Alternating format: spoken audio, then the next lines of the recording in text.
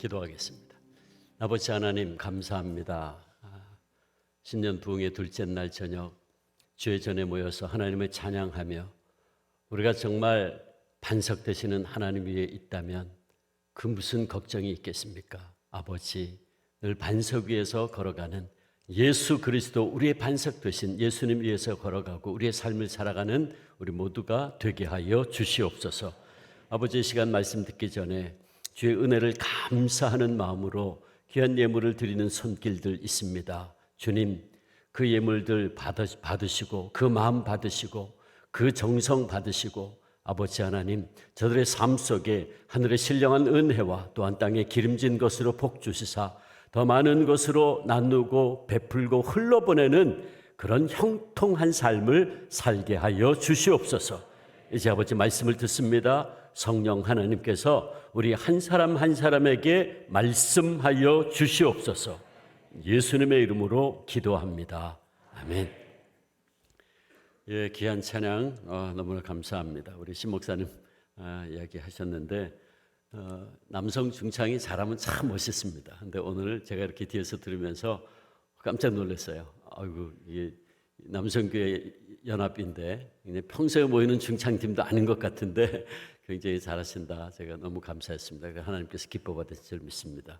그리고 저도 아까 목사님 얘기했는데 같이 이제 우리 신대원 그때 이제 전도사님들하고 같이 이렇게 다니면서 집회하고 찬양 집회하고 했던 생각이 새록새록 저도 났습니다. 사실 목사님 기수가 제일 잘했어요. 여러분 담임 목사님이라서 그런 것이 아니고 지금도 기억해 102기 중창팀이 제일 잘했어요. 그래서 CD까지 낼 정도로 그래서 신 목사님 찬양 잘하는 거 아시죠? 예. 예.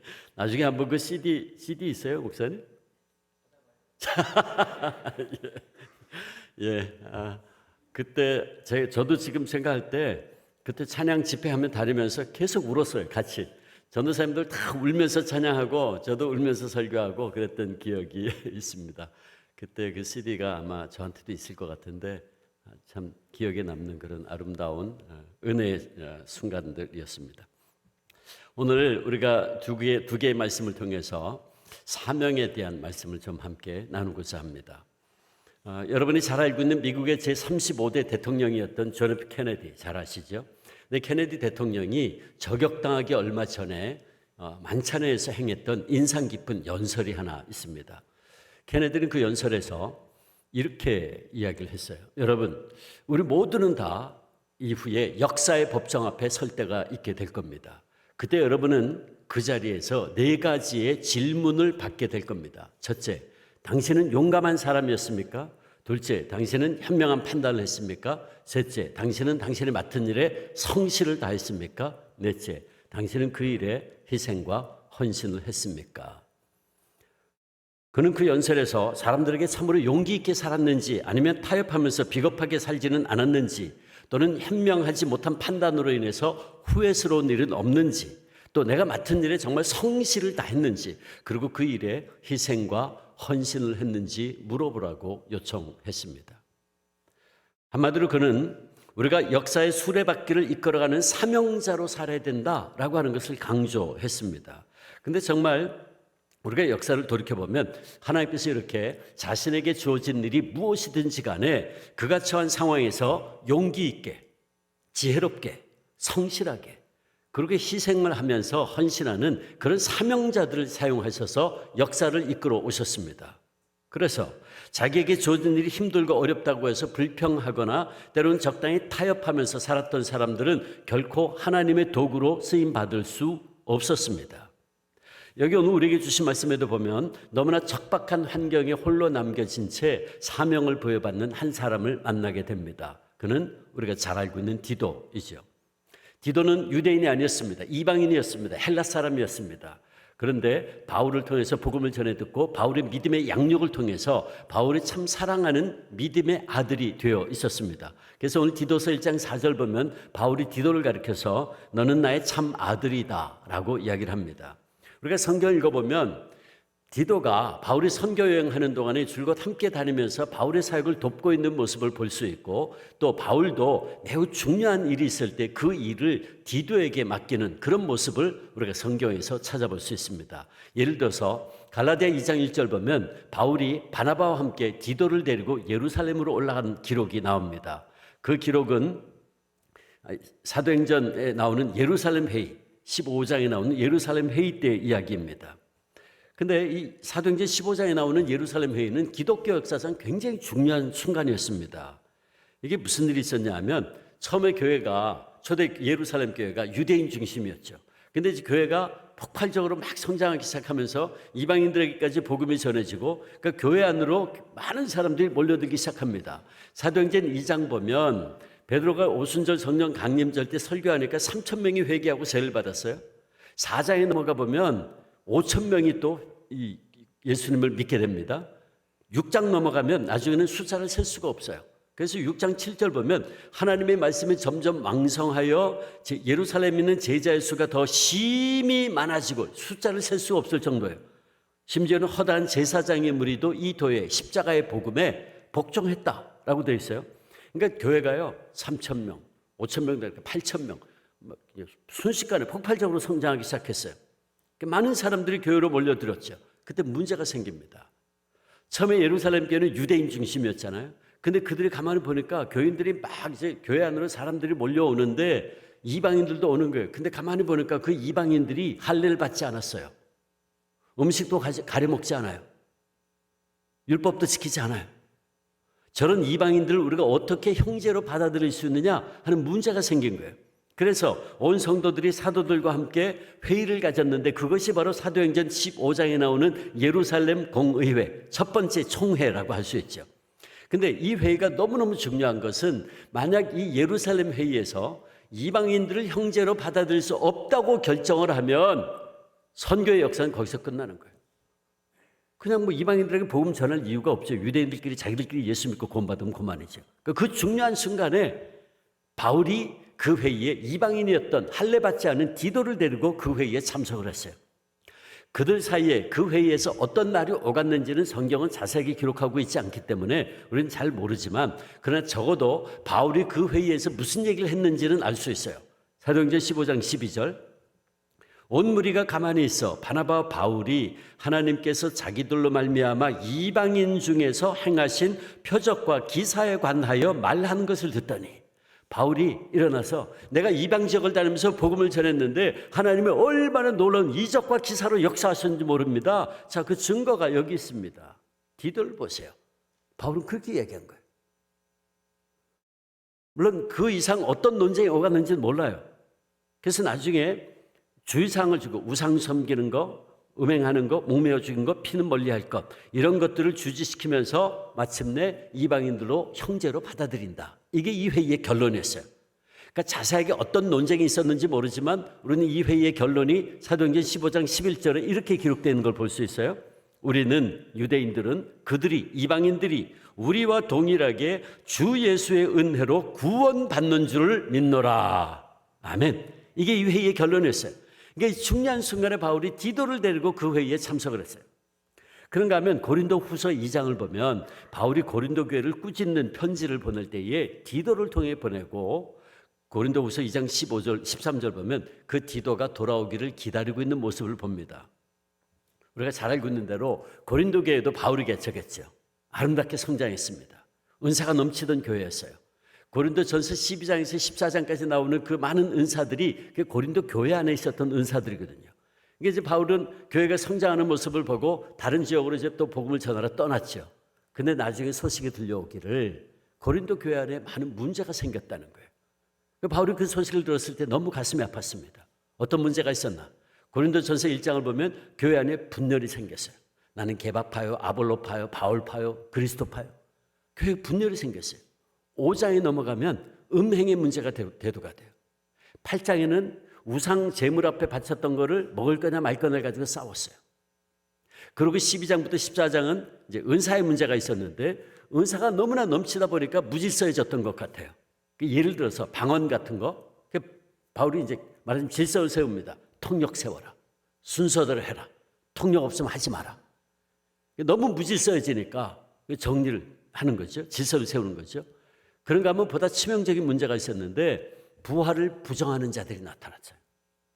그 바울이 고린도전서 15장에서 부활장으로 알려져 있죠. 부활에 대해 쫙 설명하는 이유가 거기 있어요. 부활을 부정하는 자들이 나타났어요. 그러니까 바울이 이런저런 문제가 있다는 얘기를 들었을 때 너무너무 안타까웠어요. 그래서 눈물로 고린도 교인들을 향해서 꾸짖는 편지를 써서 그걸 디도를 통해 보냅니다. 고린도 후서 2장 4절, 바울이 그때 그 심정을 이렇게 써요. 내가 큰 환난과 애통한 마음이 있어 많은 눈물로 너희에게 썼노니 이는 너희로 근심하게 하려 한 것이 아니요 오직 내가 너희를 향하여 넘치는 사랑이 있음을 너희로 알게 하려 함이라. 내가 너희를 너무너무 사랑하는데 너희 가운데 이런저런 문제가 있다 하니 내가 너무 가슴이 아프다. 내가 지금 눈물로 이 꾸짖는 편지를 보낸다. 그러면서 그 편지를 써서 누구에게? 디도를 통해 보냈어요. 여러분 보세요. 고린도전서는 하나님의 말씀입니다. 그 당시에 두루마기로 된 하나님의 말씀이에요.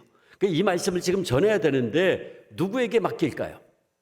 아무에게나 맡길까요? 가장 믿을 만한 자에게, 신뢰할 만한 자에게 맡기지 않겠습니까? 바울은 그 일을 디도에게 맡겼어요. 그런가 하면 디도는 조직력과 지도력을 갖춘 인물이었던 것 같은데 고린도후서 8장 말씀에 보면 디도가 고린도에서 구제헌금을 모으는 일을 하고 있는 걸 볼 수 있어요.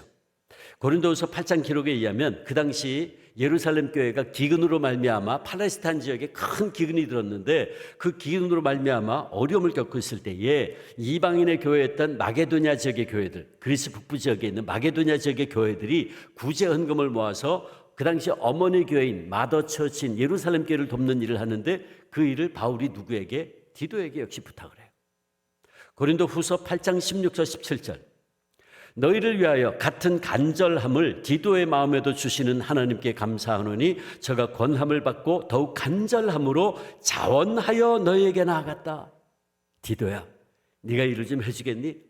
예, 하다 말도 제가 하겠습니다. 자원하는 마음으로 그 일을 했다는 거예요. 그러므로 이런 여러 가지 성경의 기록을 보면 디도는 분명히 바울이 가장 신뢰하고 사랑하는 그런 자랑스러워하는 믿음의 아들이었구나 하는 걸 알 수 있어요. 그래서 바울이요 디도를 얼마나 끔찍하게 생각했는지 아는 것이 나타나 있는 말씀이 있는데 고린도 후서 8장 23절이에요. 같이 읽어볼까요? 바울이 디도를 어떻게 생각했는지 같이 시작. 나의 동료요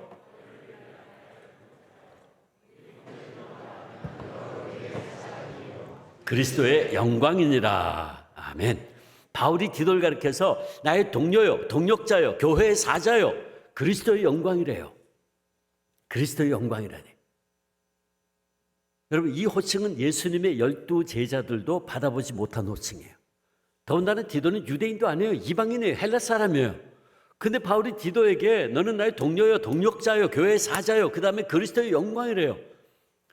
여러분 제가 한번 퀴즈 한번 내볼게요. 이 퀴즈 맞추신 분은 제가 저희 주기철 목사님의 전기를 제가 선물로 드리겠습니다. 여러분 혹시 성경의 인물 신약 성경 가운데 너는 그리스도의 영광이다라는 호칭을 받은 사람이 디도 외에 또 있나요? 혹시 생각나는 이름이 있나요? 디도 말고? 너무 어려운가요? 범위를 확 줄여볼까요? 여러분 50% 범위는 이제 자 신약 성경 안에 디도 외에 그리스도의 영광이라고 하는 호칭을 받은 사람이 있다. 한번 손 들어보세요. 없어요? 없다. 그럼 있다도 아니고 없다도 아니고 뭡니까? 없다. 지금 손 드셨죠, 그죠? 또 기회를 한 번 더 드립니다. 있다. 예, 있다. 자기 손 든 거 기억하셔야 돼요. 있다. 예, 좋습니다. 없다. 없다. 자신 있게 드세요. 아까 드셨는데 왜 안 드세요 또? 네 분인가? 5분? 2층에 6분? 7, 8, 9분에게 책을 드리겠습니다. 여러분 제가 왜 질문할까요? 없으니까. 없어요. 사실 제가 학교에서 신학생들 2,000명한테 물어봤더니 모르더라고요. 없으니까. 여러분 그럼 이게 무슨 얘기예요? 바울이 디도를 얼마나 끔찍하게 생각했는지. 그리스도의 영광이라니. 근데 문제는 그 다음에요. 이렇게 자랑스럽고 사랑스러운 디도를 그레데에 보내면서 바울이 그 보낸 이유를 오늘 디도서 1장 5절에서 이렇게 말합니다. 남은 일을 정리하기 위함이다. 옛날 개역 성경은 부족한 것을 바로잡기 위함이다. 그랬어요. 아니, 부족한 걸 바로잡고 남은 일을 정리한다. 이건 또 무슨 뜻일까요? 우리가 이걸 이해하려면 그레데가 어떤 곳인지를 알아야 되는데 디도서 1장을 보면 그레데가 어떤 곳인지를 알 수 있어요. 1장을 읽어보면 반복해서 나타나는 말들이 있는데 이 그레데는 어떤 곳인가? 복종치 않는 자들이 많은 곳이다. 10절 보면 헛된 말을 하는 자들이 많은 곳이고 속이는 자가 많은 곳이다. 11절 보면 할례당이 교회를 어지럽히는 곳이고 그들은 더러운 이익을 구하는 자들이었다. 가정을 무너뜨리는 자들이었다 그랬어요. 그러니까 그레데는 어떤 곳이었냐면 문제가 많은 곳이었어요. 골치 아픈 곳이었습니다. 험한 곳이었어요. 기록에 의하면 그레데 사람들은 술꾼들이고 무례하고 거만하고 믿을 수 없고 거짓말을 잘하고 탐욕스러운 자들이었다. 크레티조라는 말이 있습니다. 크레티조, 헬라 말인데 크레티조, 사기친다, 속인다 그런 뜻입니다. 근데 이 사기친다, 속인다라는 뜻에서 크레데라는 말이 온 거예요. 그러니까 동네 이름이 사기치는 곳이에요. 그 지역에 사기꾼이 얼마나 많았으면 사기치는 곳이야, 동네 이름이. 여러분, 우리가 어떤 지역에 이름을 붙일 때에 그 지역에 어떤 특색을 있는 걸 가지고 이름 붙이는 경향이 있어요. 잘 기억하려고. 서울에 옛날에 아주 차가운 물이 흐르는 곳이 있었던 것 같아요. 어딜까요? 냉천동. 차가운 물이 흐르는 곳. 그러니까 어느 지역에 특색 있는 것을 가지고 이름을 붙이는 경향이 있어요. 그렇죠? 그런데 크레데, 사기치는 곳이래요. 그 이름 하나만 봐도 그 지역에 얼마나 사기꾼들이 많았으면 동네 이름이 사기치는 곳이야. 그러니까 이 이름 하나만 봐도 이게 참 험한 곳이라는 거 알 수 있죠. 그래서요, 바울도 디도서 1장 12절에서 보면 옛날 그레데의 어떤 선지자가 이런 말을 했는데 그 말이 맞다 그랬어요. 항상 거짓말쟁이이고 악한 짐승이며 배만 위하는 게으름뱅이라 하니 이 증언이 참되다. 이게 그레데 사람들이라는 거예요. 고대 저술가인 폴리비우스라는 사람이 있었어요. 이 사람이 그레데 사람들에 대해서 이런 기록을 남겼어요. 탐욕과 허세가 그레데 토양에 벌레부터 뿌리 내리고 있으므로 그들은 어떤 식으로 수입을 얻든지 상관하지 않는 유일한 백성이래요. 한마디로 그들은 자신의 배를 채우기 위해서 거짓말하고 사기치고 심지어는 다른 사람을 해쳐서라도 내 배만 채우면 고만이다라고 말하는 유일한 백성, 이게 그레데 사람들이라는 거예요. 여러분, 그렇다면 이게 그레데의 현실이라면 바울이 사랑하는 아들 디도에게 이렇게 말해야 될 것 같아요. 상식적으로라면 이렇게 말해야 될 것 같아. 디도야, 아들아, 내가 널 그 문제 많은 곳에서 데리고 나온 데는 이유가 있다 라고 말해야 될 것 같아. 아들아, 디도야, 내가 널 그 골치 아픈 곳에서 끄집어낸 데는 이유가 있어. 이렇게 말해야 될 것 같아요. 이게 자식을 사랑하는 부모의 마음이 아닐까요? 어제 일본에서 또 6.9도 지진이 일어났던데 지난 2011년에 후쿠오카에서 지진 났을 때 제가 그때 응암동에 있는 한 교회에서 집회를 인도하고 있었습니다. 금요일 날 저녁이었어요. 마지막 집회 시간 앞두고 저녁 식사를 하고 목사님하고 같이 와서 목사님 방에서 앉아서 집회를 기다리고 있는데 밖에서 누가 막 문을 두드리는 거예요. 그 문을 열었더니 그 교회 권사님이에요. 권사님이 막 놀래가지고 막 들어오시면서 목사님 큰일 났어요, 큰일 났어요. 왜 그러시냐 그랬더니 일본에 지진이 크게 나가지고 쓰나미가 몰려와가지고 지금 난리가 났어요. 그러면서 막 그러는 거예요. TV 뉴스에 나온다. 그 집회 중이니까 뭐 TV 볼 일도 없고 근데 마침 목사님 방에 TV가 하나 있어서 TV를 딱 켰는데 딱 키자마자 그 시커먼 쓰나미가요. 그 바닷물 올라가 쓰나미가 마을을 휩쓸고 지나가는 장면이 탁 뜨는 거예요. 처음에는 이제 저도 그렇고 목사님도 깜짝 놀라가지고 이게 무슨 종말 영화의 한 장면인가 했어요. 처음에는 그걸 딱 보는 순간 상상이 안 가잖아요. 근데 이게 뭐냐 그랬더니 일본에 지진이 나가서 쓰나미가 지금 몰고 지금 지나가는 모습이라는 거예요. 그런데 그걸 TV 뉴스가 반복해서 그 장면을 보여주고 있던 거였죠. 그런데 권사님이요, 목사님 어떡하면 좋아요, 어떡하면 좋아요, 막 발을 동동 구르면서 왜 그러시냐 그랬더니 권사님 따님이 그 쓰나미가 휩쓸고 지나간 그 지역에 살고 있다는 거예요. 집에 전화가 안 된대, 핸드폰도 안 된대. 어떡하면 좋아요, 어떡하면 좋아요, 목사님 어떡하면. 여러분, 자식이 사지에 있어요. 부모는 그 사지에서 자식을 어떻게 하려고 그럴까요? 끄집어내려고 그러지. 그게 부모의 마음이지. 근데 보세요. 바울은 반대로 얘기했어요. 디도야, 내가 너를 그레데에 남겨둔 이유가 있다 그랬어요. 옛날 개역성경, 저는 그 번역이 더 좋은데 너를 떨어뜨려둔 이유가 있다 그랬어요. 의도적으로 거기 남겨뒀다, 떨어뜨려뒀다는 거예요. 그리고 디도도 아버지 날 좀 후방으로 빼주시지 왜 날 최전방에 둬서 이렇게 고생시킵니까? 원망하지 않았어요. 불평하지 않았어요. 여러분, 여기 오늘 우리가 들어야 될 하나님의 메시지가 있습니다. 여기 믿음의 비밀이 있어요. 그건 뭐냐 하면 우리는 오늘 칭찬과 긍정적인 것은 별로 없고 문제로 가득한 곳에 아들처럼 사랑하는 디도를 그곳에 남겨둔 이유가 있다고 말하는 바울의 음성을 나를 향하신, 우리를 향하신 하나님의 음성으로 들을 수 있어야 돼요. 하나님께서 우리도 문제 있는 곳에 때때로 그레도와 같은 곳에 나를 남겨두신 데는 이유가 있다는 겁니다. 그것이 무엇입니까? 남은 일을 정리하기 위함이라는 거예요. 부족함을 채우기 위함이라는 겁니다. 바울은 언제인지 모르지만 그레도에 방문해서 교회를 개척했어요. 근데 또 우리가 알지 못하는 어떤 이유로 그곳을 곧 떠날 수밖에 없었습니다. 따라서 그레도에 남겨진 교회는 많은 남겨진 과제들이 있었죠. 그거를 바울이 오늘 본문에서 남은 일이 있다, 부족한 것이 있다 라고 표현한 거예요. 그러면 그레도에는 어떤 문제들이 있었나? 디도서 1장을 읽어보면 그레도에는 세 가지 문제가 있었어요. 첫째는 거짓 교사들, 할례당의 잘못된 가르침의 문제가 있었어요. 할례받아야 구원받는다고 떠드는 자들이 있었다 그 말이에요. 14절 보면 바울은 그들에게 뭐라 그러냐 하면 유대인의 허탄한 이야기를 전하는 자들이다. 또 진리를 배반하는 자들이다 그랬어요. 예수 그리스도를 믿음으로 말미암아 구원받는다라고 하는 복음의 진리를 배반하는 자들이다. 거짓 교사들의 문제가 있었다. 둘째는 교회를 계속해서 든든히 세워가는 데 필요한 기둥 같은 존재들인 장로들, 즉 교회 리더십을 세워야 하는 문제가 있었어요. 교회를 개척했어요. 곧 떠날 수밖에 없었어요. 아직 교회 리더십을 못 세웠어요. 그래서 6절 보면 장로는 어떤 분이 돼야 된다?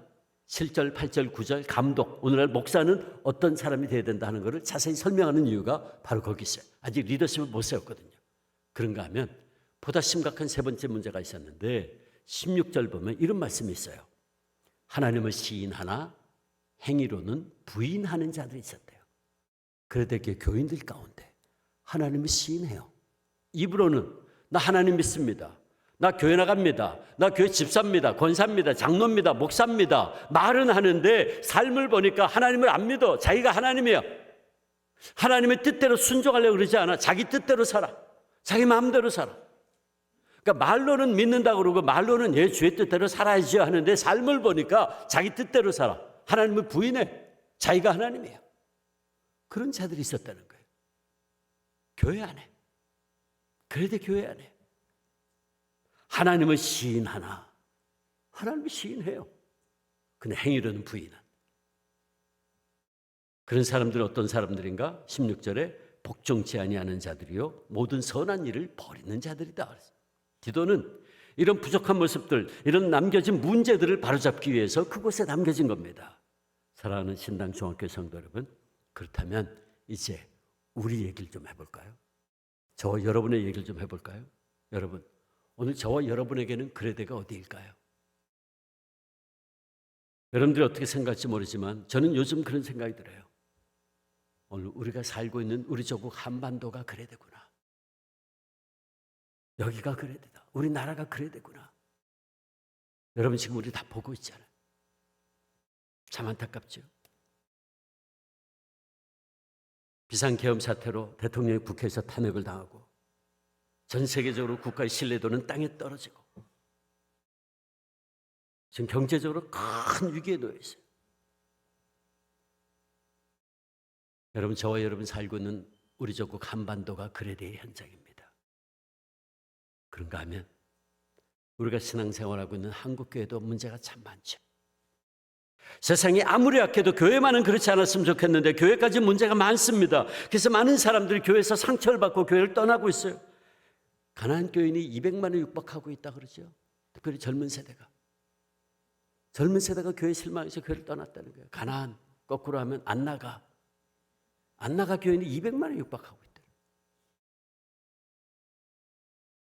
나라 민족이 심각한 어려움에 빠져있는 이런 상황에서 교회가 하나님 앞에 바로 서서 나라 민족을 위해서 눈물로 중보기 돼도 부족할 판에 교회는 오히려 자기 모순과 자기 만족에 빠져서 소금과 빛의 역할을 하지 못하고 있고 이 민족을 위한 희생과 헌신을 하지 못하고 있어서 교회가 오히려 안 믿는 사람들로부터 개독교라고 욕을 받고 있어요. 여러분, 참 안타깝죠. 오늘 우리가 신앙생활을 하고 있는 한국교회가 그레데의 현장입니다. 그런가 하면 여러분이 지금 살고 있는 삶의 현장, 그게 가정일 수 있고 직장일 수 있고 일터일 수 있는데 거기가 그래야 될 수 있어요. 저는 여러분의 고통과 문제가 무엇인지는 몰라요. 아마도 이 시간 여러분들 가운데는 개인적으로 가정과 인간관계에 있어서 어려운 문제들이 있는 분이 있을 거예요. 재정적인 고통을 받는 분도 있겠죠. 직장 문제로 자녀들의 문제로 인해 한숨 짓고 있는 분도 있을 것이고 또 어떤 분들은 가족 가운데 사랑하는 이가 병들어 누워서 고통 가운데 있는 분도 있을 거예요.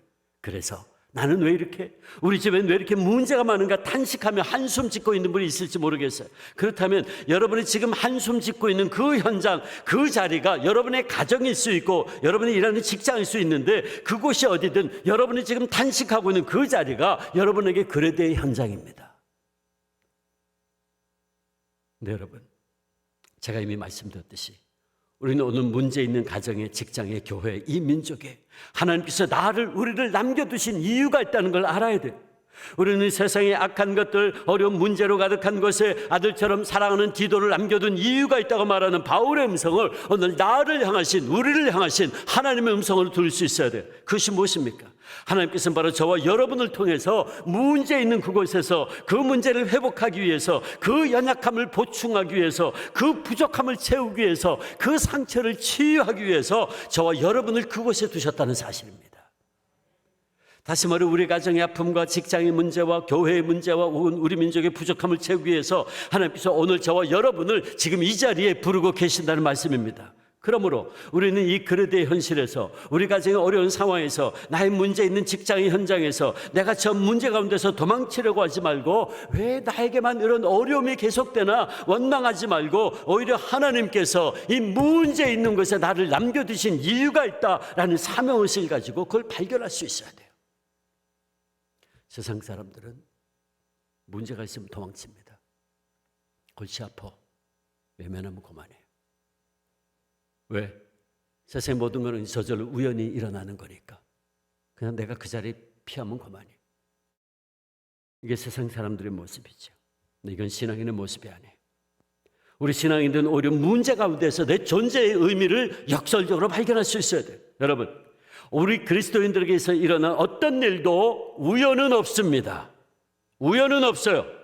우리에게는 오직 하나님의 섭리, 하나님의 뜻만 있을 뿐입니다. 이 세상의 모든 것은 지금도 여전히 하나님의 섭리와 주권에 의해서 움직여집니다. 우리는 이 하나님의 섭리, 이 주권 사상을 철저히 믿고 고백하는 신앙인들입니다. 그렇다면 우리에게 일어난 어떤 일도 우연은 없어요. 만약 우리가 이 하나님의 주권 사상을 잃어버린다면 우리는 아무것도 아닌 것이 되는 거예요. 세상의 모든 일들이 그냥 저절로 우연히, 그럼 우리가 믿는 하나님 어디? 우리 신앙의 송두리째 무너지는 거예요. 그러므로 우리는 우리에게 일어난 어떤 일들 속에서 그 일이 때로는 어렵고 힘들다 할지라도, 그 일이 때로는 내게 너무나 괴롭다 할지라도 제일 먼저 생각해야 될 것은 하나님이 왜 나를 이곳에 두셨는가, 그걸 먼저 생각하셔야 돼요. 하나님이 왜 나를 이런 어려운 상황에 두셨는지 주님의 뜻을 발견하고자 오히려 깊이 기도하셔야 돼요. 그리고 그 속에서 우리가 역설적으로 내 사명을 발견할 수 있어야 돼요. 전 여러분이 어떤 상황에 있는지 몰라요. 그러나 여러분이 어떤 상황에 처했든지 간에 문제 있는 그곳에서 그 문제를 회복하기 위해서, 그 부족함을 채우기 위해서, 그 상처를 치유하기 위해서 하나님이 그곳에 여러분을 주셨다는 걸 기억하세요. 이것이 하나님의 주권을 믿는, 하나님의 섭리를 믿는 하나님의 백성들이 가져야 될 바른 신앙의 자세입니다. 우리는 빌립보서 말씀에서 정말 이해할 수 없는 일, 감당할 수 없는 어려운 억울한 일을 당했지만 그곳에서 결국 하나님께서 나를 여기에 두신 이유가 이것이었구나 하는 걸 발견하고 나의 당한 일에는 이런 이유가 있었습니다 라고 고백하는 한 신앙의 선배를 보게 됩니다. 그는 디도의 영적 아버지였던 바울이죠. 바울은 오늘 빌립보서 말씀에서 이렇게 고백합니다. 12절, 형제들아, 내가 당한 일이 도리어 복음 전파의 진전이 된 줄을 너희가 알기를 원하노라 그랬어요. 여러분, 바울의 이 고백은 이해할 수 없는 고난 속에서 하나님의 섭리를 깨달은 귀한 깨달음의 신앙 고백입니다. 여러분, 우리가 잘 알고 있는 대로 바울은 그의 삶 속에서 참 많은 고통스러운 일을 겪었어요. 근데 그는 그가 당한 그 수많은 일들 가운데서 한 가지 귀한 진리를 깨달았다고 지금 고백하고 있는 거예요. 그 고백은 나의 당한 일이 오히려 복음의 큰 진보가 되었다라는 거예요. 그럼 바울이 당한 일은 뭡니까? 우리가 빌립보서 전체를 읽어보면 바울이 말하고 있는 나의 당한 일이란 지금 로마의 감옥에 갇힌 걸 말해요. 그는 마지막으로 로마까지 올라와서 이제 전 세계 심장부에 복음의 깃발을 꼽기 위해서 지금 로마 올라온 거예요. 그 2년 동안 지금 감옥에 갇힌 채 황제의 법정에 재판을 받고 있어요. 그런데 바울은 로마 감옥에 갇히기 전에 이미 가이사랴 법정에서 또 갇힌 채 재판을 받은 적이 있어요. 그때 황제에게 상소를 해서 마침내 로마로까지 온 거죠. 그래서 바울은 지금 황제에게 상소해서 로마의 감옥에 끌려와서 또 2년이라는 세월을 보내게 된 겁니다. 그러고 보면 바울은 가이사랴부터 시작해가지고 감옥에 갇히고 온갖 고생을 했어요. 아마 이 기간 동안에 바울은 참 답답했을 겁니다. 처음에는 하나님께서 왜 이렇게 긴 세월 동안 시련을 겪게 하시나? 단 한순간이라도 더 복음을 전해야 되는데 이렇게 오랜 세월 감옥에 갇혀 부자연스러운 몸이 됐으니 참 많이 안타까웠을 거예요.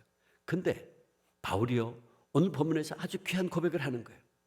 바울은 아마도 뒤늦게 자기가 지금까지 당한 일에는 엄청난 하나님의 뜻, 하나님의 계획, 하나님의 섭리가 있음을 깨닫게 되었던 것 같습니다. 그건 뭐냐 하면 내가 지금까지 당한 일 때문에 오히려 복음의 큰 진전이 이루게 되었다는 거예요.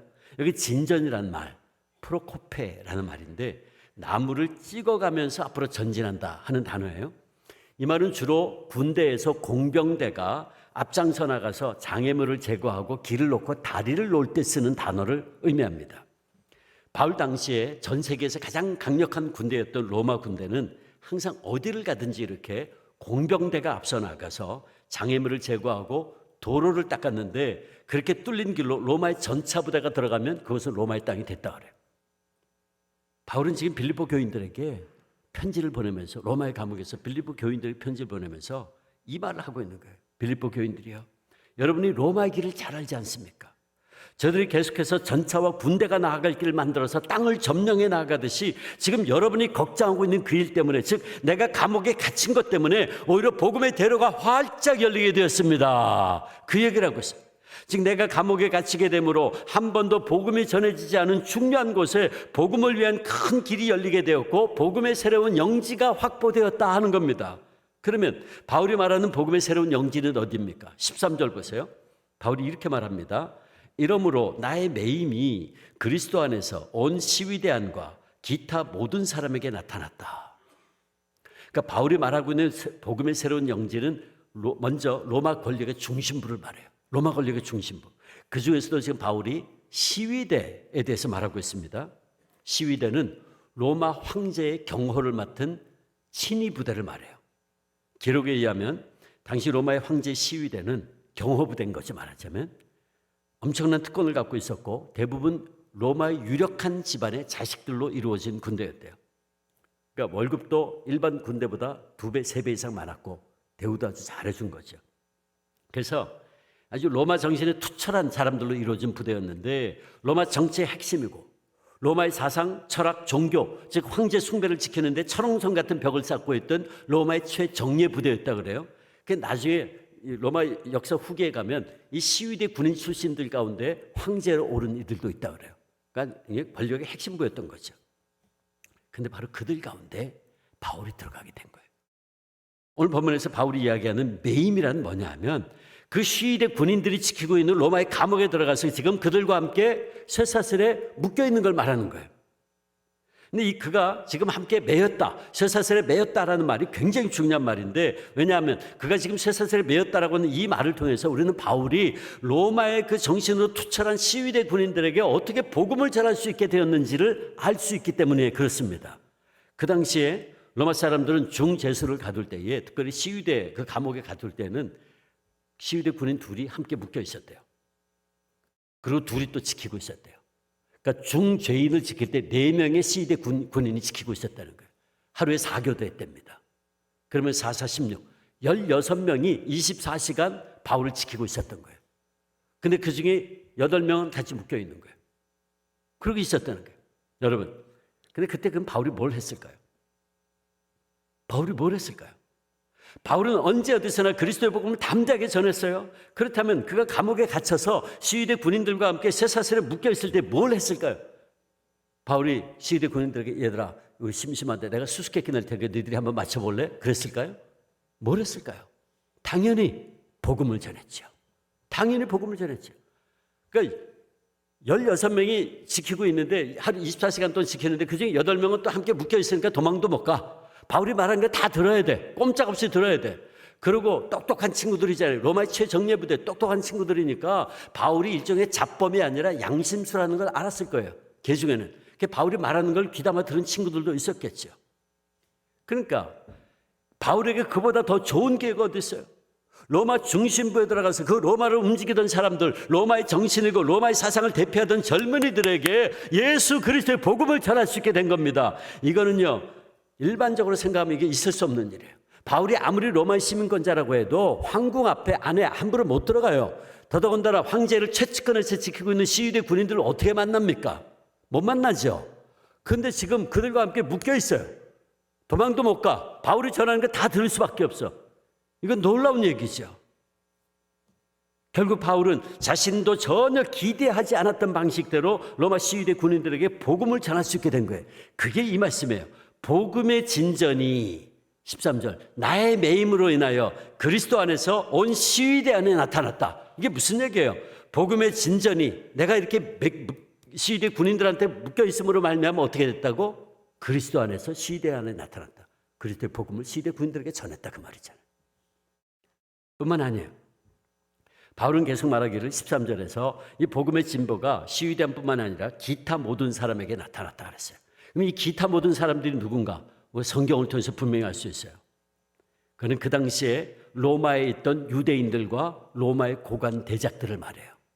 성경을 통해서 알 수 있는데 사도행전 28장 17절 이하를 보면 바울이요 처음에는 시위대 감옥에 갇혀 있다가 나중에 한 오두막집으로 나와서 연금 상태에 로마 시위대 군인이 지킨 가운데 연금 상태로 지나면서 재판을 받게 됩니다.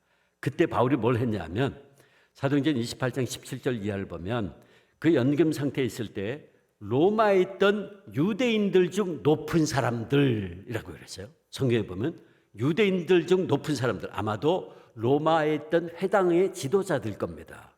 그 당시 로마 유대인들이 많이 살았어요. 유대인들은 남자들만 10명 모이면 반드시 회당을 짓게 돼 있어요. 그게 법입니다. 그러니까 회당이 많이 있었을 텐데 그 회당 지도자들 이야기하는 거예요. 유대인들 중 높은 사람들이라는 표현을 보면 회당 지도자들을 초대합니다. 그래서 아침부터 저녁까지 그들에게 설교했다. 구약의 말씀을 가지고 예수 그를 증거했다. 성경이 이야기합니다. 사도행전 28장 23절 24절 같이 읽습니다. 시작.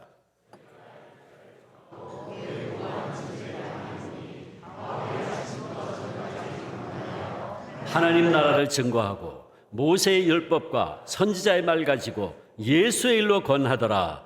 그 말을 믿는 사람도 있고 믿지 아니하는 사람도 있어. 자 보세요.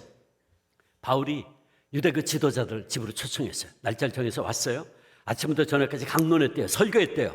그래서 하나님의 나라를 증거했는데 내용이 뭐냐? 모세의 율법과 선지자의 말, 율법서와 선지자의 말, 예언서, 선지서들 말씀을 가지고 구약 성경에 예언된 메시아가 예수다라고 설교했다 그 말이에요. 그죠? 그랬더니 모세의 율법과 선지자의 말 가지고 예수의 일로 권했더니 구약 성경에 예언된 메시아가 예수님이다 라고 권했더니 그 말을 믿는 사람도 있고 유대 그 지도자들 가운데, 회당 지도자들 가운데 바울을 통해 복음을 전해 듣고 예수를 믿는 사람이 나타났다. 성경이 분명히 말하죠. 또 바울이 말한 기타 여러 사람들 가운데는 로마의 고관 대작들, 특별히 황제 친인척들이 포함되어 있었어요. 바울은 이때 쇠사슬에 묶인 상태에서 2년이라는 세월을 보내면서 로마 법정에서 재판을 받았어요. 근데 로마 법정은 피고가 자신을 변론할 수 있는 기회를 줬다 그래요. 로마가 인류에게 남긴 세 가지 선물 가운데 하나가 로마 법전입니다. 법이 발달했어요. 피고로 하여금 자기가 직접 변론하게 만들어줬대요. 그러면 바울이 황제의 법정에서 바울아, 네가 네 자신 한번 변론해봐. 뭐라 그랬을까요? 여러분, 저는 억울합니다. 전 죄가 없습니다. 저 살려주세요. 바울이 그랬을까요? 바울은 황제 법정에서도 담대하게 그리스도를 전했을 겁니다. 우리가 그걸 알 수 있는 것은 사도행전 26장 보면 아그리빠 왕과 베스토 총독 앞에서 가이사랴에 있을 때 재판받는데 총독이 뭐라고, 베스토 총독이, 야 바울아, 네가 공부를 너무 많이 해, 네가 책을 너무 많이 읽었으니 네가 좀 돌았구나 그랬어요. 그때 바울이 뭐라 그래요? 여러분, 난 돈 게 아닙니다. 여러분들 모두가 다 지금 내가 이렇게 된 것처럼 내가 지금 묶인 거 이외에는 여러분 다 나와 같이 되기를 바랍니다. 무슨 얘기예요? 내가 묶인 거 이외에는 여러분 모두 예수 믿고 구원받아야 됩니다 라고 외친 거예요. 그러니까 법정에서 예수를 담대하게 전하던 사람이 이 베스토 총독 앞에서, 아그리빠 왕 앞에서 담대하게 전했던 바울이 황제 법정에서는 아이고 저는 억울합니다, 살려주세요 그랬을까요? 아니죠. 담대히 복음을 전했겠죠. 사도행전 20장 24절, 나의 달려갈 길과 주 예수께 받은 사명, 하나님의 은혜의 복음 증거하는 일을 마치려 하면은 나의 생명을 조금도 귀한 것으로 여기지 아니하노라. 그는 그의 고백대로 그의 모든 지식과 경험을 다해서 로마 법정에서 생명을 걸고 그리스도를 변론하고 증거했을 겁니다. 그 결과 복음이 온 시위대안과 로마의 고관 대작들에게까지 전해지고 로마의 심장부에 그리스도의 복음이 바울을 통해서 담대하게 전해지고 많은 사람들이 예수께 돌아오는 역사가 일어났던 거예요. 야사에 의하면 그때 로마의 법정에서 재판받는 바울의 비범한 모습을 눈여겨본 많은 귀족들이 로마의 감옥에, 그리고 후에 바울이 거처하고 있는 그 오두막집을 찾아왔다 그래요. 그 옛날 밤중에 예수님을 찾아왔던 니고데모처럼 찾아와서 바울이 전하는 복음을 더 자세히 듣기를 원했다는 거예요. 그때마다 바울은 주 예수를 믿으라. 그러면 너와 내 가족이 구원을 얻으리라 외쳤겠죠. 여러분, 우리가 그 2년 동안 바울이 뭘 했을까? 성경을 통해서 분명히 알 수 있어요. 사도행전 마지막 장 마지막 2절을 보면 바울이 그때 시위대 감옥에 있다가 오두막집에 연금돼 있을 때 뭘 했나 하는 것을 기록하고 있어요. 읽어볼까요? 같이 시작. 바울이 온 이태를 자기 셋집에 유하며 자기에게 오는 사람을 다 영접하고 담대히 하나님 나라를 전파하며 주 예수 그리스도께 관한 것을 가르치되 그 많은 사람이 없었더라. 아멘. 결국 바울로부터 복음을 들은 로마의 고관들이 가정에 가서 이야기하고 친구에게 전하고 이렇게 전파된 복음이 로마의 황궁과 도시 전체로 퍼져나가는 놀라운 역사가 되고 일어나고, 그래서 마침내 복음이 로마의 황궁까지 전해졌어요. 그래서 바울이 순교하기 전에요, 지금 로마 감옥에 갇혀있는 빌립보 교인들에게 편지를 쓰고 있는데 바울이 순교하기 전에 이미 로마 교회 교인들 가운데 황제의 친인척들이 교인이 되어 있었던 걸 우리가 알 수 있어요. 어떻게 할 수 있냐고요? 성경이 기록하고 있어요. 빌립보서 4장 21절 22절 같이 읽습니다. 시작. 그리스도 예수 안에 있는 성도에게 각각 문안하라. 나와 함께 있는 형제들이 너희에게 문안하고 모든 성도들이 너희에게 문안하되 특히 가이사의 집 사람들 중 몇이니라. 아멘. 자, 보세요. 바울이 이제 빌립보 교회를 향해서 지금 로마 감옥에서 편지를 다 썼어요. 빌립보서 다 썼습니다. 마지막에 이제 문안 인사하는 거예요. 문안 인사하는데 그리스도 예수 안에 있는 성도에게 문안하라. 여러분에게 문안 인사합니다. 그러면서 나와 함께 있는 형제들, 로마에 있는 형제들이 여러분 빌립보 교인 여러분에게 문안하고 모든 성도들, 로마의 성도들이 여러분에게 문안하되 특별히 지금 이 로마에 있는 성도들 가운데 누가 있다고요? 가이사의 집 사람들 중 몇이 있다. 가이사, 황제 집 사람들이 로마 교회 교인들이 돼 있었어요. 바울이 순교하기 전에 이미 바울이 전한 복음을 전해 듣고 황제의 친인척들이, 가이사 집 사람들이 로마 교회 교인이 돼 있었어요. 여러분, 그러므로 이제 우리는 바울의 고백 속에서 가장 중요한 진리를 다시 한번 생각해야 돼요. 그게 뭡니까? 앞서 말씀드린 대로 나의 당한 일, 나의 당한 일, 바울이 당한 일 뒤에 숨어있는 하나님의 놀라운 섭리, 그 섭리는 바로 바울의 쇠사슬의 매임이 결과적으로 복음의 큰 진보가 되었다라고 하는 것이죠. 바울은 감옥에 있으면서 시위대 군인들과 로마의 고관들에게 복음을 전하고 황제의 법정에서 담대하게 그리스도의 복음을 전하게 되면서 그렇구나, 내가 감옥에서 몇 년을 지나게 된 이유가 바로 여기 있었구나. 하나님께서 이것 때문에 그 오랜 세월을 나로 하여금 감옥에서 보내고 그 온갖 고생을 하도록 허락하신 것이었구나. 그걸 깨달았던 거예요. 자기의 그 고통스러운 환경 뒤에 숨어져 있었던 하나님의 귀한 뜻과 섭리를 비로소 그 인생 말년에 깨닫게 되었던 거죠. 그래서 그를 향해 걱정을 하고 있는 빌립보 교인들에게 편지를 하는 거예요. 이렇게 편지를 한 거예요. 사랑하는 빌립보 교인들이여, 걱정하지 마십시오. 내가 지금까지 당한 여러 가지 어려운 일들 가운데는 이런 하나님의 놀라운 뜻, 하나님의 귀한 섭리가 있었습니다. 그건 바로 내가 당한 그 일 때문에, 내가 감옥에 갇힌 것 때문에 복음의 대로가 활짝 열리게 되었다는 겁니다. 내가 감옥에 갇혀서 쇠사슬의 매임으로 말미암아 우리 로마의 가장 중심부인 시위대 군인들 안에 복음이 전해지고, 또 모든 사람들, 로마에 있는 유대교 지도자들, 황제의 친인척들에게도 복음의 진보가 이루어지게 되었습니다. 이 얘기를 하고 있는 거예요, 지금 바울이. 그리고 바울은 이 깨달음을 그의 또 하나의 영적인 아들 디모데에게 그의 유언과도 같은 서신을 보내면서, 디모데후서 마지막 서신이죠. 디모데후서는 바울의 마지막 서신인데 그 유언과도 같은 서신이라고 그래요. 그 디모데에게 이런 말을 합니다. 디모데후서 2장 9절. 복음을 인하여 내가 죄인과 같이 매이는 데까지 고난을 받았으나 하나님의 말씀은 매이지 아니하니라. 아멘. 비록 그가 감옥에 갇히는 고난과 어려운 환경 가운데 있었지만 그 고난과 역경을 통해서 오히려 복음은 더 널리 전파되게 되었다는 것이요. 처음에는 그 고통과 시련의 의미가 무엇 때문인지 몰랐지만 나중에 돌아보니 거기에는 그런 놀라운 하나님의 섭리, 하나님의 뜻이 있음을 알게 되었다는 겁니다. 자, 그렇다면 이제 우리는 이 말씀, 이 귀한 진리에 비추어서 저와 여러분의 삶을 다시 한번 돌아볼까요? 아까 말씀드렸듯이 아마 오늘 이 자리에 앉아 계신 분들 가운데는 오랜 기간 동안 어려운 환경에 처해서 답답해하고 실망 가운데 있는 분이 있을지 모르겠어요. 우리의 삶의 환경이 사방이 꽉꽉 막힌 감옥처럼 느껴져서 그 답답한 환경과 여건 속에서 속상해하는 분도 있을지 모르겠어요.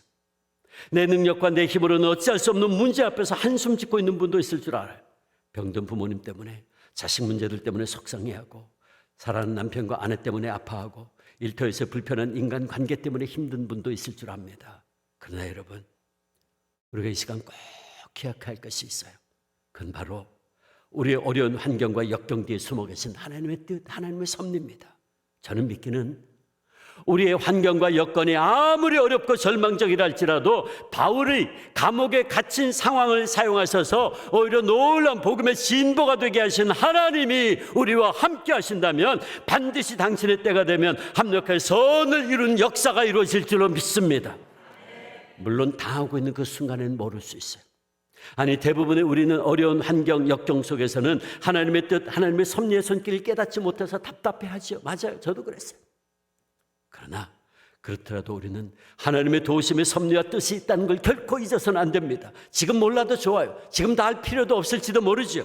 다만 나에 당한 일, 내가 당하는 고난과 실패, 내가 당하는 질병이라도 우리가 하나님을 사랑하는 당신의 백성들일진데 거기에는 우리가 미처 깨닫지 못하는 더 놀라운 하나님의 뜻과 계획이 있음을 믿고 의지할 것뿐입니다. 왜? 결국에는 당신께서만이 승리할 것이니까. 결국에는 하나님 아버지의 뜻과 섭리대로 이루어질 것이니까.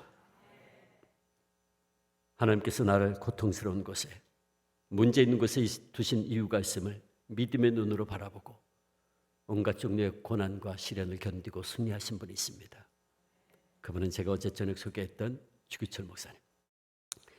저는 제 할아버님 생각할 때마다 특별히 요즘 더 그래요. 요즘 우리 한국 돌아가는 모습 보면서 우리가 살고 있는 조국 한반도가 그래야 되구나 하는 생각을 들면서 요즘 그런 생각을 해요. 할아버님 생각할 때마다 그는 실로 문제 많은 그레드에 남겨진 디도와 같은 사람이었다. 그런 생각이 들어요. 일제강제말에서 7년간 5차례 끌려가 온갖 종류의 고문 끝에 순교하셨어요. 별의별 고문을 다 했는데 언젠가 저희 아버님께서 저한테 이야기해 준 내용이 있어요. 목사님이 한번 가석방에서 집에 잠깐 오셨는데 저희 할머니에게 당신 아내니까, 당신 부인이니까 무슨 말인들 하시잖아요. 하소연하듯이 하는 말씀을 저희 아버지가 듣고 저한테, 저희 선친께서 듣고 저한테 전해준 얘기가 있는데, 목사님 그러시더래요. 별의별 고문을 다 당했는데 그중에 정말 견디기 힘든 고문이 두 가지가 있다 그러더래요. 첫째가 잠을 안 재우는 고문. 너무나 힘들더래요. 너무나 고통스럽더래요. 잠을 안 재우는 고문이 뭐가 그렇게 힘들겠나 싶지만, 여러분, 사람을 잠을 안 재우면 어떻게 될까요? 2달이고 3달이고 잠 안 재우면 사람이 돌아버립니다. 돌아버려요. 일제강점기 때 독립운동 하던 분들 가운데서 잠 안 재운 고문당하다가 정신 이상된 분들 많습니다. 천안의 독립기념관 한번 가보세요. 제가 거기 몇 번 가봤는데 일제 침략관 건물이 따로 있어요. 건물들이 몇 개 있어요. 일제 침략관 큰 건물이 있는데 그 안에 제가 들어갔다가 깜짝 놀랐어요. 그러니까 고문 체험실이 있는데 그 가보니까 독립운동가들이 일제 형사들에서 고문당하던 그 장면을 밀랍 인형으로 그대로 재현해놨어요. 근데 제가 그걸 쭉 보는데 제가 어렸을 때부터 들어왔던 할아버지가 고문당했다는 장면이 거기 다 있더라고요. 근데 관이 하나가 세워져 있어요. 관이 하나 세워져 있는데 위가 좀 넓고 아래가 좁아요. 근데 그 관이 세워져 있는데 옆에 뚫려 있어요. 이게 뭐냐 그랬더니, 왜 관이 있냐 그랬더니 그게 잠 안 재우는 고문 도구였다는 거예요. 그 독립운동 하던 분들 잡아가지고 그 안에다 딱 집어넣으면 무릎도 못 꿇어. 이러고 딱 있어야 되는 거예요. 그럼 자기네들은 번갈아 가면서 자면서 새꼬챙이로 옆에 뚫려 있는 것을 쑤시는 거예요. 잠 안 재우는. 그러니까 그런 식으로 해서 1달이고 2달이고 잠 안 재우면 어떻게 될까요? 돌아버리는 거예요. 그 목사님도 차라리 때리고 찢고 뽀뽀하는 고문은 견디겠는데 잠을 안 재우는 고문은 견딜 수가 없더래요. 나중에는 막 정신이 몽롱해지고 흐려져가지고 당신도 모르는 사이에 우상 앞에 절하게 될까봐 그게 더 스트레스가 돼가지고 그게 너무너무 고통스러웠대요. 또 한 가지는 일본 사람들도 정말 잔인했어요. 목사님을 널판지에 눕혀놓고 아랫도를 빨가벗겼어요. 그리고 밧줄로 꽁꽁 묶어가지고 손가락도 못 움직이게 묶어놓은 거예요. 아랫도를 빨가벗긴 채. 그리고 일제가 무슨 짓을 했냐면 새꼬챙이로 목사님 요도에다가 쑤셔놨어요. 그럼 상상해 가세요. 남자의 생식기에다가 새꼬챙이를 쑤셔놨어요. 그 목사는 그 고문을 당할 때면 칼로 아랫도리를 저면낸 듯한 그런 극심한 통증에 기절을 하기를 여러 번 하셨대요. 그리고 그 고통 당할 때는, 그 고문 당할 때는 하나님 그냥 차라리 빨리 내 생명을 거두어 가달라고 울부짖었다 그래요.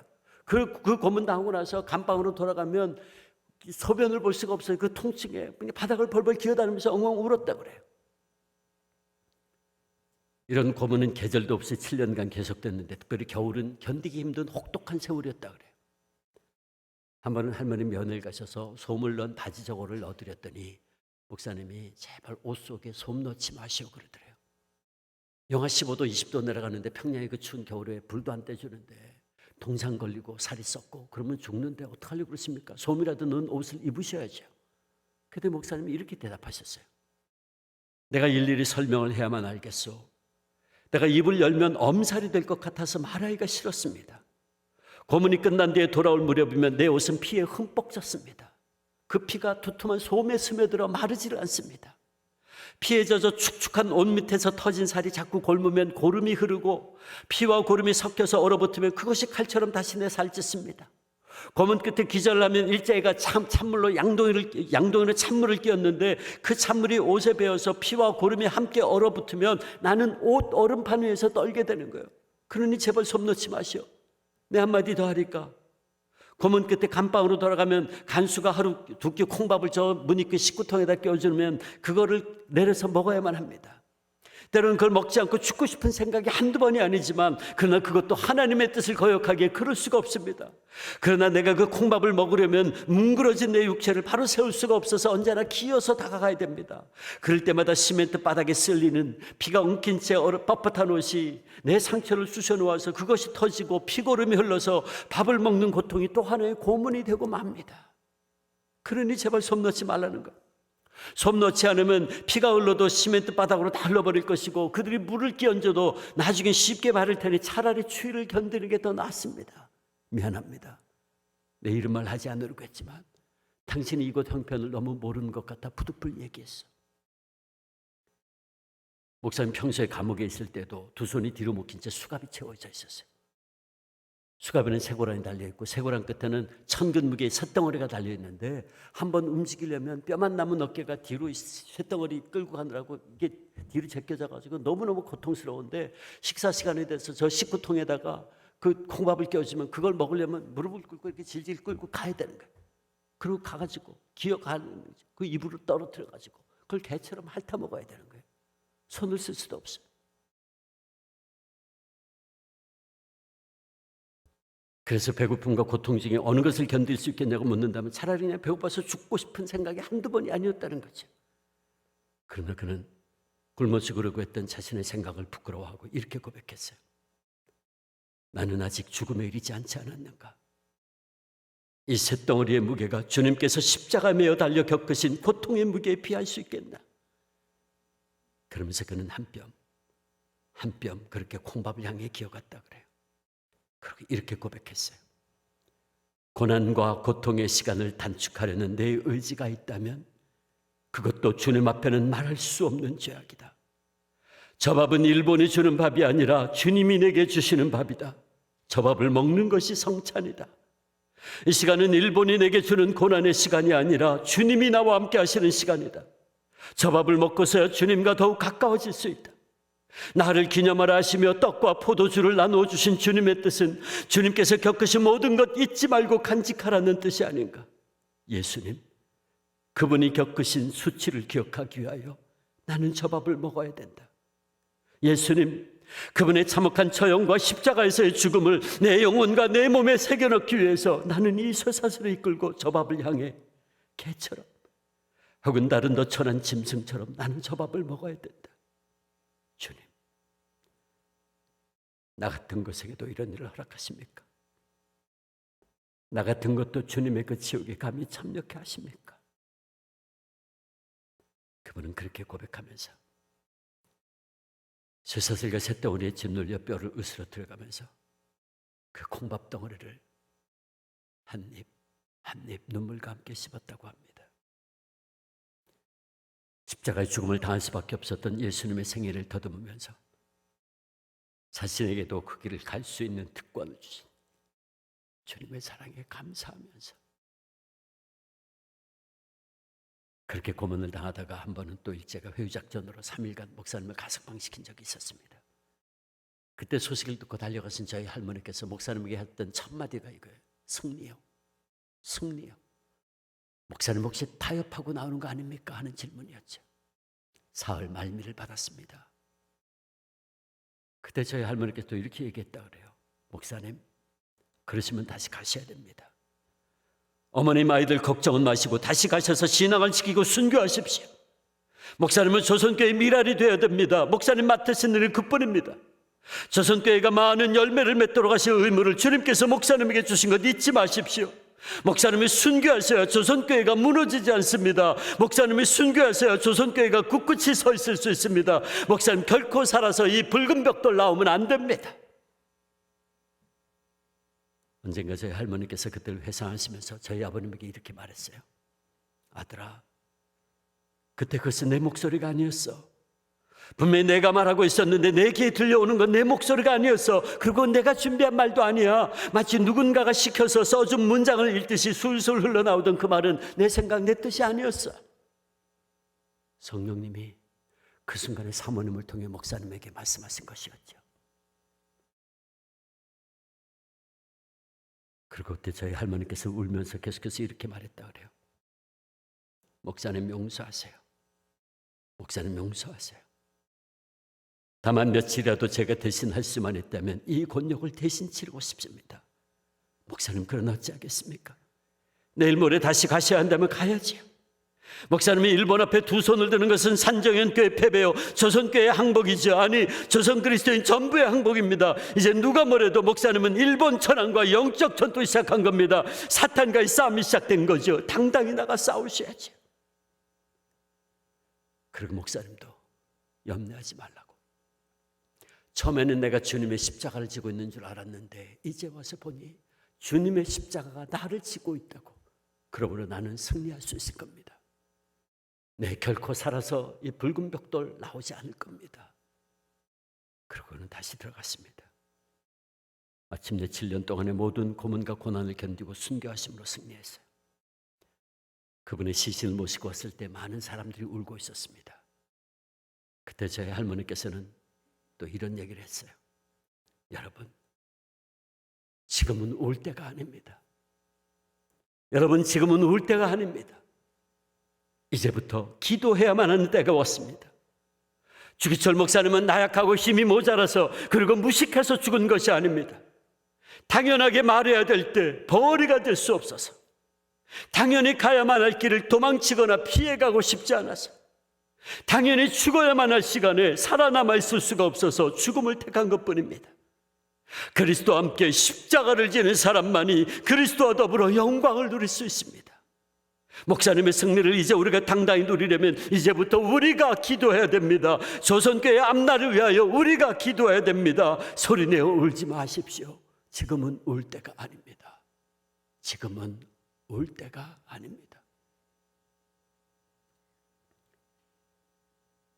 사랑하는 신당 중앙교회 성도 여러분, 주기철 목사님과 사모님은 너무나 고통스러운 현장에 있었지만 그들은 하나님께서 자신들을 그곳에 남겨두신 이유가 있다는 것을 알고 있었습니다. 그래서 무너져가는 조선교회를 끝까지 떠받치기 위함이라는 것을 알고 있었죠. 그러기에 그들은 그곳에서 힘들다고, 괴롭다고, 두렵다고 도망치지 않았습니다. 다만 하나님께서 우리를 여기에 두신 이유가 있다고 고백하고 그 길을 따라감으로 승리했습니다. 나를 여기에 남겨두신 목적을 이루었습니다.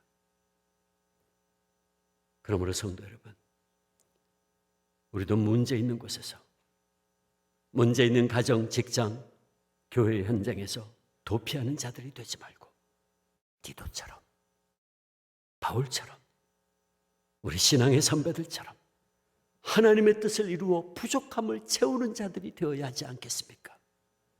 하나님께서는 오늘 우리들도 문제 있는 우리 가정에서, 직장에서, 교회에서, 이곳 한반도에 살면서 우리에게 주신 사명과 은혜를 바르게 간직하고 살라고 말씀하십니다. 하나님께서 우리에게 때로 어떤 어려움이 있고 문제가 있다고 할지라도 오히려 하나님께서 나를 여기에 두신 이유가 있다. 그건 바로 나를 통해서 이 부족함을 채우기 위함이야. 사명의식을 가지고 최선을 다하는 사명자의 삶을 살라고 이 시간 우리에게 말씀하시고 계십니다.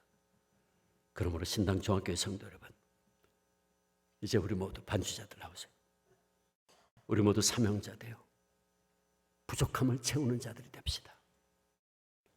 그래서 그 결과 모두가 다 힘들다가 어우성치고 있는 이때에 우리 신당 중앙교회 성도 여러분들이 가는 곳마다 여러분들 때문에, 여러분들로 인해서 부족함이 채워지고 남은 일이 정리되고 상처가 치유되고 회복되는 역사가 있어지기를 축원합니다.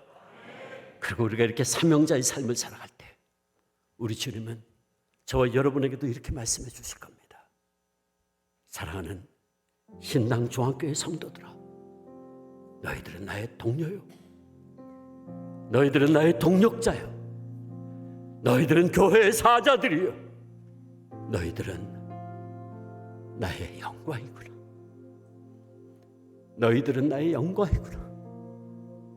이 귀한 음성을 우리 주님으로부터 받을 수 있는 우리 신당 중앙교회 모든 성도님들 되시기를 주님의 이름으로 축원합니다.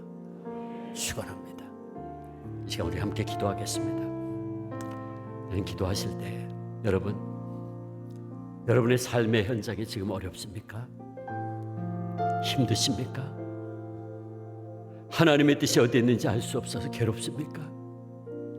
왜 나에게만, 왜 우리 집에만, 내가 일하는 일터에만 이런 어려움이 있는지 탄식하고 있습니까? 그래서 원망하고 있나요? 아닙니다. 그렇지 않습니다. 하나님께서 저와 여러분을 그 자리에 두신 것은 바로 그 문제를 해결하라고, 그 연약함을 보충하라고, 그 상처를 치유하라고, 그 부족함을 채우라고 하나님께서 저와 여러분을 부르시고 그 자리에 보내신 겁니다. 그러므로 이 시간 우리 하나님 앞에 기도합시다. 아버지, 바울이 그가 감옥에서 고통 겪었지만 거기에는 놀라운 하나님의 뜻이 있었고 복음의 놀라운 진전이 있게 하기 위한 하나님의 뜻과 섭리 가운데 있었다는 것을 깨달았듯이 아버지, 저도 우리들도 하나님의 놀라운 섭리의 손길 가운데 있다는 사실을 믿음의 눈으로 바라보게 하시고, 오히려 하나님이 문제 있는 곳에 나를 보내신 것은 나를 통해서 그 일을 해결하라고 나에게 사명 주신 것임을 깨달아 알고 그 일을 감당하게 해달라고, 성령님 나와 함께 해달라고, 그래서 그 일을 감당할 수 있도록 해달라고 이제 우리 주님 한번 부르고 간절히 기도합니다. 주님, 아버지 하나님, 아버지 하나님, 하나님께서 이 시간 우리에게 귀한 말씀, 아버지의 말씀 들려주시니 감사합니다. 아버지 하나님, 아버지 하나님, 왜 나에게만 이런 어려움이 있는지, 왜 우리의 가족에만 이런 어려움이 있는지, 왜 나의 일터에는 이런 괴로움이 계속되는지 아버지의 원망했었습니다. 불평도했었습니다. 하나님 아버지, 그러나 그것이 아니오를 알았습니다. 하나님께서 나를 그곳에 두신 것은 그 연약함을 치유하라고, 그 상처 치유하고 회복하라고 하나님 나를 그곳에 두신 것을 알았습니다. 아버지 하나님, 하나님께서 바울을 그 오랜 세월 동안 감옥에 갇히게 하던 것이 결국은 놀라운 복음의 진전을 이루게 하기 위함이라는 것을 이후에 바울이 알았던 것처럼 하나님 아버지, 성령 하나님, 우리에게 믿음의 눈을 열어주시고, 아버지 하나님, 비록 내가 있는 상황이 사방이 꽉꽉 막힌 것 같아 답답하고 안타깝다 할지라도 내가 지금도 여전히 하나님의 놀라운 섭리의 손길 가운데 있다는 것, 마침내 압력할 소원을 이루는 하나님의 놀라운 뜻 가운데 있다는 사실을 아버지 믿음의 눈으로 바라보게 하시고, 내게 주어진 그 사명 온전히 감당하는 우리 신당교회의 성도들 되게 하여 주옵소서. 아버지, 그래서 우리 신당교회의 성도들이 가는 곳마다 저들로 말미암아 연약함이 채워지고 부족함이 채워지고 남은 일이 정리되고 상처가 치유되고 회복되는 놀라운 역사가 있게 하여 주옵소서. 성령 하나님, 성령 하나님, 우리와 함께 하시고 우리와 동행하시고 우리의 능력의 악으로 발을 잡아주셔서 아버지, 때로는 어렵다 할지라도 지금 당장에는 이해할 수 없다 할지라도 아버지, 내가 하나님의 손에 능력의 손에 잡고 있음을 기억하면서 내게 주신 사명 온전히 감당하는 아버지, 우리 신당교회 모든 성도님들 되게 하여 주시옵소서.